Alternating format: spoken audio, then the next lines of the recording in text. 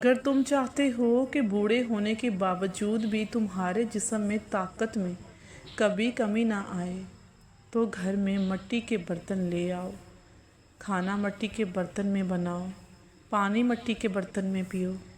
अगर आप अपना मकसद, अपना इरादा वक़्त से पहले ही लोगों को बता देंगे, तो आपकी मोटिवेशन कम हो जाएगी और शायद कि वो काम बुरी नज़र लगने से पूरा भी नहीं हो। नमाज इशा के बाद अव्वल व आखिर दरूद पाक और एक मरतबा सूरत मरियम की तलावत करो। मकसद पूरा होने तक ये अमल जारी रखें। इंशाअल्लाह अल्लाह पाक आपका हर काम कर देगा। जिस्मानी थकावट को दूर करने के लिए अखरोट खाया करें। अखरोट खाने से बेवक़्त भूख लगना या खाने की ख्वाहिश कम हो जाती है। दोपहर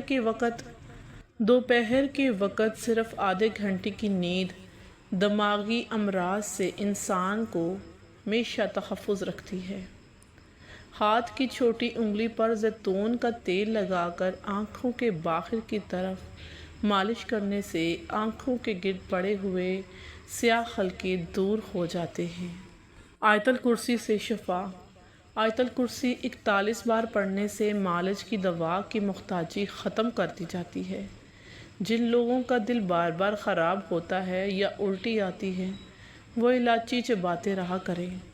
इंशाअल्लाह ये मसला ख़त्म हो जाएगा। ज़्यादा सजने संवरने वाली औरत मगरूर होती है।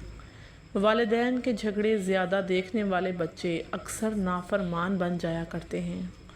सुबह के वक़्त रोज़ाना वॉक करने से आपकी उम्र बढ़ जाएगी। जो औरत अपने ज़बान का सोच समझ कर इस्तेमाल करती है, कम बोलती है, तो ऐसी औरत दुनिया की बेहतरीन औरत है। मुंह में छाले निकल आएँ तो सेब का रस पी लें, मुंह के छाले ख़त्म हो जाएंगे।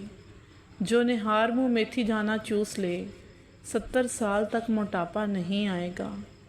सरसों के तेल में थोड़ा सा काफूर मिलाकर बालों में लगाएं, तो जिनके बालों में जुएँ हैं या लीखें हैं, उनका ख़ात्मा हो जाएगा।